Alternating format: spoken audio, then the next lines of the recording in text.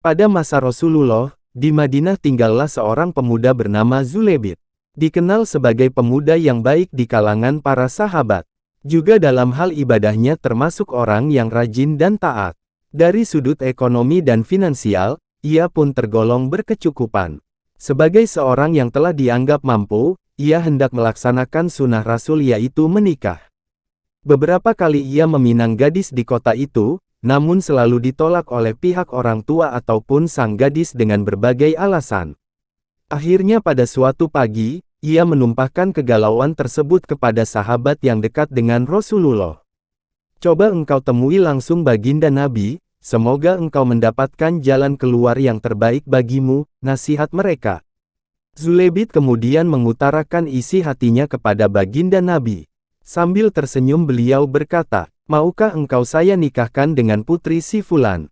Seandainya itu adalah saran darimu, saya terima. Ya Rasulullah, putri si Fulan itu terkenal akan kecantikan dan kesolehannya, dan hingga kini ayahnya selalu menolak lamaran dari siapapun. Katakanlah aku yang mengutusmu, sahut baginda Nabi. Baiklah ya Rasul, dan Zulebit segera bergegas bersiap dan pergi ke rumah si Fulan. Sesampai di rumah Fulan, Zulebit disambut sendiri oleh Fulan. Ada keperluan apakah hingga saudara datang ke rumah saya? Tanya Fulan. Rasulullah Shallallahu Alaihi Wasallam yang mengutus saya ke sini, saya hendak meminang putrimu, jawab Zulebit sedikit gugup. Wahai anak muda, tunggulah sebentar, akan saya tanyakan dulu kepada putriku. Fulan menemui putrinya dan bertanya, bagaimana pendapatmu wahai putriku? Jawab putrinya, ayah, jika memang ia datang karena diutus oleh Rasulullah Shallallahu Alaihi Wasallam, maka terimalah lamarannya, dan aku akan ikhlas menjadi istrinya. Akhirnya pagi itu juga, pernikahan diselenggarakan dengan sederhana. Zulebit kemudian memboyong istrinya ke rumahnya. Sambil memandangi wajah istrinya, ia berkata, duhai Anda yang di wajahnya terlukiskan kecantikan bidadari, apakah ini yang engkau idamkan selama ini? Bahagiakah engkau dengan memilihku menjadi suamimu? Jawab istrinya, engkau adalah lelaki pilihan Rasul yang datang meminangku. Tentu Allah telah menakdirkan yang terbaik darimu untukku. Tak ada kebahagiaan selain menanti tibanya malam yang dinantikan para pengantin. Zulebit tersenyum. Dipandanginya wajah indah itu ketika kemudian terdengar pintu rumah diketuk. Segera ia bangkit dan membuka pintu. Seorang laki-laki mengabarkan bahwa ada panggilan untuk berkumpul di masjid, panggilan berjihad dalam perang. Zulebit masuk kembali ke rumah dan menemui istrinya. Duhai istriku yang senyumannya menancap hingga ke relung batinku, demikian besar tumbuhnya cintaku kepadamu, namun panggilan Allah untuk berjihad melebihi semua kecintaanku itu. Aku mohon keridhoanmu sebelum keberangkatanku ke medan perang. Kiranya Allah mengetahui semua arah jalan hidup kita ini. Istrinya menjawab, pergilah suamiku, betapa besar pula bertumbuhnya kecintaanku kepadamu, namun hak yang maha adil lebih besar kepemilikannya terhadapmu. Doa dan ridhoku menyertaimu. Zulebit lalu bersiap dan bergabung bersama tentara muslim menuju ke medan perang. Gagah berani ia mengayunkan pedangnya, berkelebat dan berdesing hingga beberapa orang musuh pun tewas di tangannya. Ia bertarung merangsek terus maju sambil senantiasa mengumandangkan kalimat tauhid. Ketika sebuah anak panah dari arah depan tak sempat dihindarinya, menancap tepat di dadanya. Zulebit terjatuh, berusaha menghindari anak panah lainnya yang berseliweran di udara. Ia merasa dadanya mulai sesak, nafasnya tak beraturan, pedangnya pun mulai terkulai terlepas dari tangannya. Sambil bersandar di antara tumpukan korban, ia merasa panggilan Allah sudah begitu dekat. Terbayang wajah kedua orang tuanya yang begitu dikasihinya. Teringat akan masa kecilnya bersama-sama saudaranya.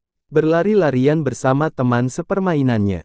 Berganti bayangan wajah Rasulullah yang begitu dihormati, dijunjung dan dikaguminya.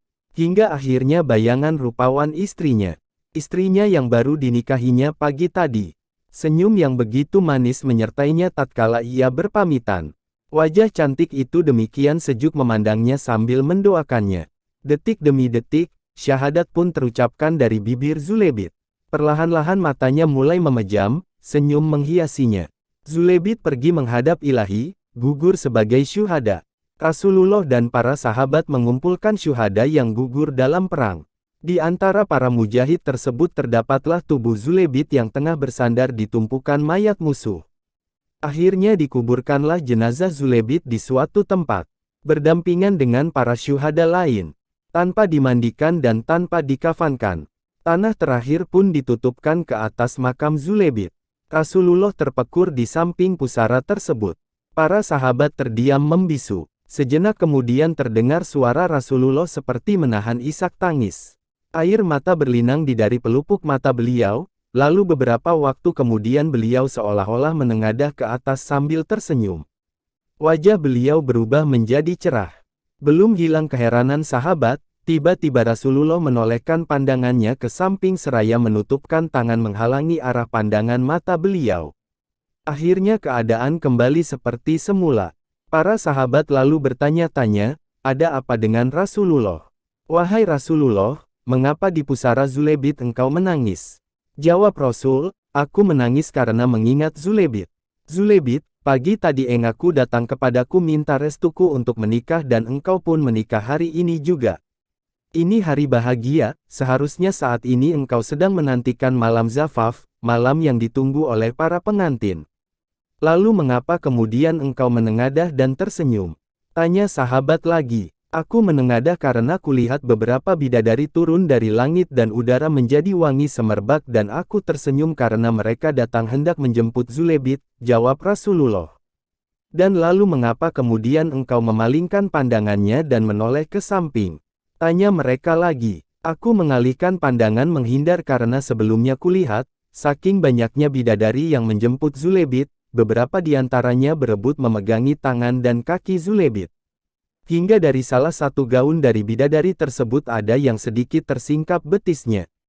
Sementara di rumah, istri Zulebit menanti sang suami yang tak kunjung kembali.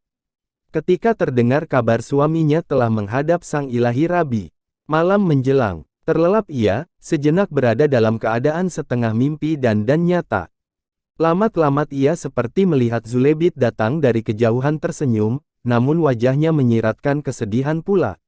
Terdengar Zulebit berkata, istriku, aku baik-baik saja. Aku menunggumu di sini. Engkaulah bidadari sejatiku. Semua bidadari di sini apabila aku menyebut namamu akan menggumamkan cemburu padamu dan kan kubiarkan engkau yang tercantuk di hatiku. Istri Zulebit terdiam, matanya basah. Ada sesuatu yang menggenang di sana. Seperti tak lepas ia mengingat acara pernikahan tadi pagi. Dan bayangan suaminya yang baru saja hadir. Ia menggerakkan bibirnya. Suamiku, aku mencintaimu. Dan dengan semua ketentuan Allah ini bagi kita, aku ikhlas. Itulah kisah cinta seorang syuhada dengan pengantin bidadari. Semoga kisah ini menjadi kisah yang menginspirasi dan bermanfaat bagi kita semua. Jangan lupa like dan subscribe channel ini, agar kalian dapat mendengarkan cerita menarik lainnya. Terima kasih sudah menonton, sampai jumpa di video selanjutnya. Wassalamualaikum warahmatullahi wabarakatuh.